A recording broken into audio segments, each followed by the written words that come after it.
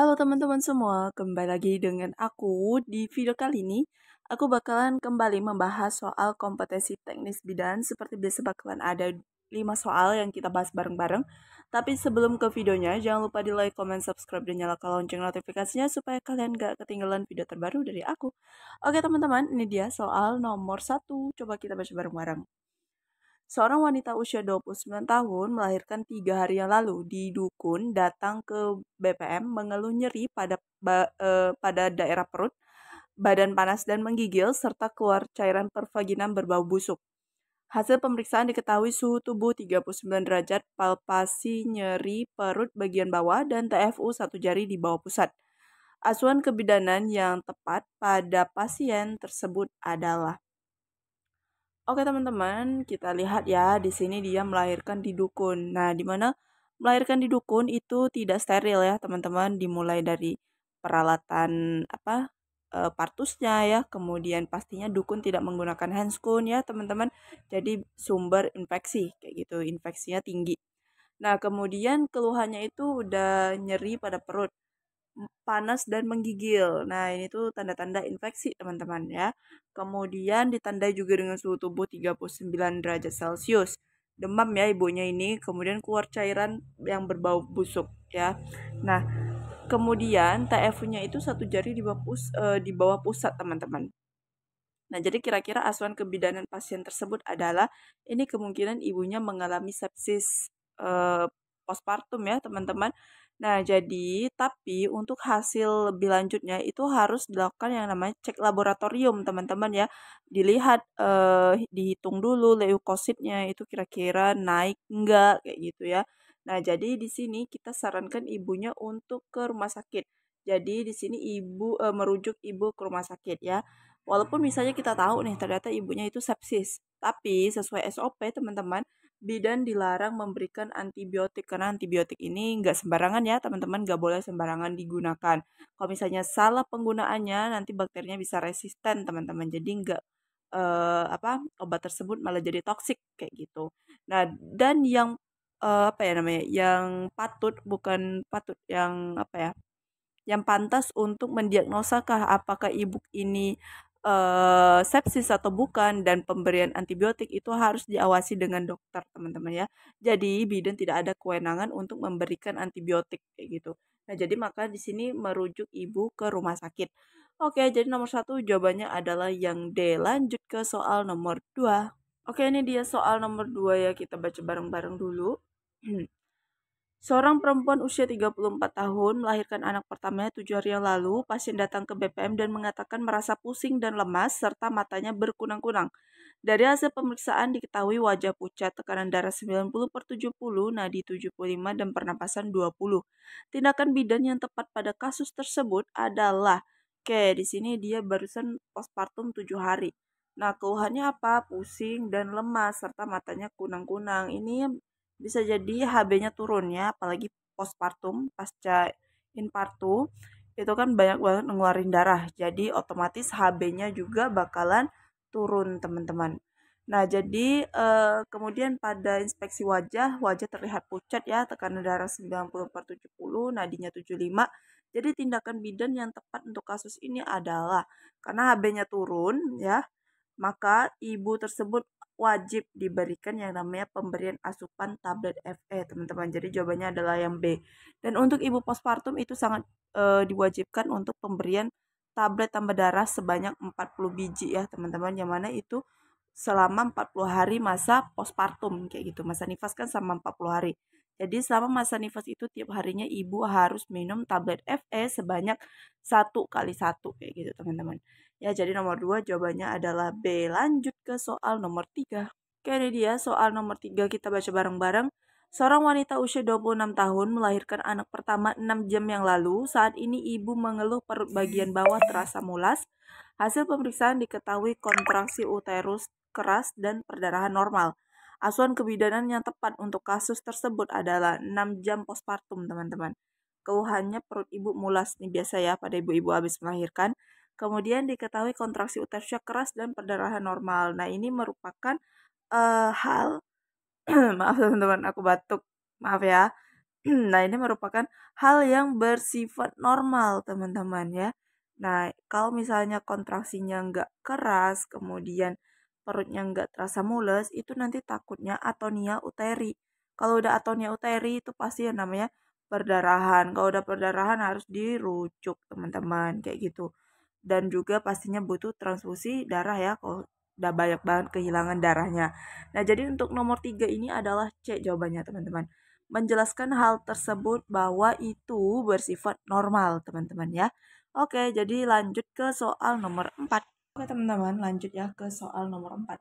Nah, kemarin tuh ada yang request untuk bikin soal yang standar kebidanan. Nah, jadi ini aku udah cantumin soal standar kebidanan, bakalan ada 2 soal, nomor 4 dan nomor 5, teman-teman. Ya, coba kita baca bareng-bareng dulu nih. Seorang bidan melakukan pemeriksaan pada bayi yang baru lahir untuk memastikan ada pernapasan spontan, mencegah hipoksia sekunder, dan melakukan tindakan atau merujuk sesuai dengan kebutuhan. Bidan juga harus mencegah atau menangani hipotermia pada bayi. Hal ini merupakan karakteristik pelayanan kebidanan, oke, A standar 12, B standar 13, C standar 14, D standar 15, E standar 16. Oke, di sini sebenarnya nggak ada trik khusus untuk menjawab soal ini ya. Intinya harus dibaca, teman-teman. Kalau udah dibaca, baru kita cari kata kuncinya sesuai standar-standar ini. Ya, teman-teman, dipahami dulu. Nah, di sini jawaban yang paling tepat itu adalah standar 13, teman-teman. Ya, standar 13 itu adalah pemeriksaan bayi baru lahir ya dengan memastikan apakah dia bernapas spontan, kemudian mencegah hipoksia dan kemudian merujuk nih sesuai dengan kebutuhan ya. Intinya bidan harus mencegah dan menangani hipotermia pada bayi. Oke, teman-teman. Jadi di sini untuk standar 13 itu kata kuncinya berkaitan dengan pemeriksaan bayi. Nah ya, pemeriksaan bayi apa aja yang diperiksa? Itu adalah pernapasannya, kemudian untuk mencegah hipoksia, dan menangani hipotermia kayak gitu. Nah, jadi nomor 4 jawaban yang paling tepat adalah yang B. Lanjut ke soal yang terakhir. Oke, lanjut ini dia soal yang terakhir. Kita coba baca bareng-bareng. Seorang pasien perempuan usia 29 tahun dengan status obstetri G1P0A0 dan usia kehamilan 28 minggu datang ke BPM mengeluh kepala pusing. Bidan melakukan pemeriksaan dan diketahui kadar HB pasien 10 gram per DL sehingga bidan memberikan tablet Fe dan asam folat. Hal ini merupakan karakteristik pelayanan kebidanan pada standar. Oke, A standar 4, B standar 5, C standar 6, D standar 7, dan E standar 8, teman-teman. Oke ya, di sini jawaban yang paling tepat itu adalah yang C, teman-teman, standar 6.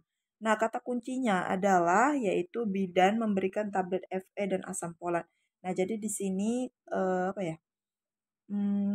Kewenangan bidan untuk memberikan asam folat dan tablet Fe ya untuk mencegah HB turun itu masuk ke standar 6 kayak gitu, teman-teman. Jadi untuk standar 1 sampai standar 24 itu coba dibaca-baca lagi. Kemudian digaris bawahi kata kunci yang menurut kalian gampang untuk diingat, teman-teman.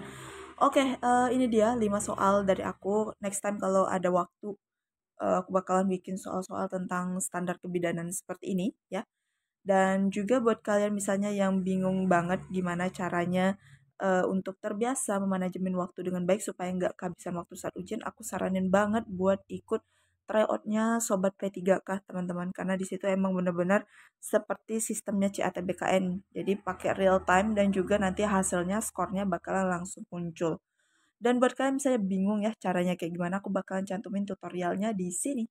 Oke teman-teman, di sini aku punya kabar gembira ya buat kita semua, yaitu di sini kalian sudah bisa untuk latihan tryout teman-teman ya, untuk P3K, yaitu di Sobat P3K. Nah, apa aja sih tryout di P3K yang sudah rilis teman-teman? Oke, kalau misalnya kalian mau beli ya teman-teman, kalian tinggal klik aja yang ini, order tryout P3K. Nah, ya aku klik, terus nanti bakalan muncul, nah ini dia paketan-paketan P3K ya teman-teman. Apa aja itu? Yang pertama ada untuk P3K semua jurusan yaitu 75.000. Semua jurusan itu isinya apa sih? Kita coba lihat ya. Yaitu terdiri dari soal manajerial, sosiokultural, dan wawancara. Nah, jadi dia tidak ada soal kompetensi teknisnya teman-teman. Jadi makanya ini bisa digunakan untuk semua jurusan ya. Oke. itu harganya ada 75.000 ya teman-teman. Nah, kemudian kalau kita back lagi ya ke paket selanjutnya, yaitu paket kebidanan dan perawat, itu sudah rilis ya teman-teman. Di sana ada 5 paket tryout ya, di kebidanan dan juga di keperawatan, dan juga ini aktif selama setahun dengan biaya 99.000 aja teman-teman. Nah, untuk ngecek, oke, kita dulu nih, kita lihat ada isinya. Nah, di sini ada 105 soal per tryout ya, yaitu akses tryout selama setahun, pembahasan dan kunci jawaban, kemudian ada latihan sistem CAT dan real time ya teman-teman. Kemudian pada penilaiannya itu ada nanti statistik nilai dan skor. Jadi kita tahu nih skor kita berapa, nilai kita itu berapa, dan kita bisa tahu kelemahan kita di mana. Jadi bisa kita perbaiki teman-teman. Nah, juga bisa diakses menggunakan komputer, laptop maupun smartphone. Kemudian juga bisa digunakan untuk berlatih manajemen waktu. Nah, ini tuh penting banget ya teman-teman, karena kebanyakan orang di saat mengerjakan soal biasa itu gampang, tapi begitu berhadapan dengan waktu dia tuh susah banget teman-teman, karena manajemen waktunya yang buruk kayak gitu. Nah, untuk harga paketnya itu 99.000 ya. Kemudian biaya adminnya ada 4.000 dan totalnya adalah 103.000. Jadi kalau misalnya kalian yang bidan ya, bisa kalian beli nih paketnya, ada 5 paket, yaitu dengan 103.000 aja yang bisa diakses selama setahun nih teman-teman, dan juga banyak banget fitur-fitur yang bisa kalian dapatkan teman-teman. Nah, begitu juga buat teman-teman ya.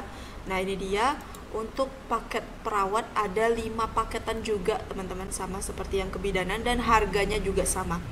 Oke, untuk jurusan lain itu gimana? Nah, jurusan lain itu bakalan ada dan bakal rilis, yaitu coming soon ya, yaitu untuk PGSD, bimbingan konseling, PJOK, bahasa Inggris dan maupun IPA. Itu coming soon ya teman-teman. Nanti kalau sudah rilis aku bakalan kasih tahu kalian. Oke teman-teman, nah ini dia, misalnya kalau kalian sudah beli salah satu dari paket ini ya, bakalan nantinya di halaman kalian bakal muncul seperti ini teman-teman. Nah, ini dia. Nah, ini adalah paket yang misalnya kalian sudah berhasil beli teman-teman. Nah, ini ada 5 paket ya yang kebidanan, karena aku bidan jadi aku beli yang kebidanan teman-teman. Nah, di sini kalian tinggal mulai aja nih. Oke, kemudian mulai tes. Nah, di sini ada kompetensi teknis, manajerial, sosiokultural, dan wawancara, dan waktunya ada 100 menit, dan kalian tinggal mulai aja tesnya teman-teman. Kemudian klik mulai tryout. Nah, di sini ada waktunya juga berjalan ya teman-teman. Nah, di sini ada waktunya. Nah, ini tampilannya itu mirip banget waktu aku ujian CPNS yang tahun lalu. Nah, aku belajarnya juga melalui Sobat CPNS teman-teman, dan itu bagus banget, dan soalnya itu emang mirip-mirip seperti Sobat CPNS ya teman-teman, beda dari aplikasi yang lainnya. Oke. Nah, misalnya di sini kalian baca nih, misalnya aku jawaban C ya, itu kita klik next, misalnya itu B, kemudian next-nya. Kalau kalian udah selesai teman-teman, kalian tinggal klik aja kirim jawaban, kemudian klik centang ini, kemudian klik jawaban. Nah, di situ nanti bakalan kalian bisa melihat apa nih namanya tuh, hasil tryoutnya teman-teman.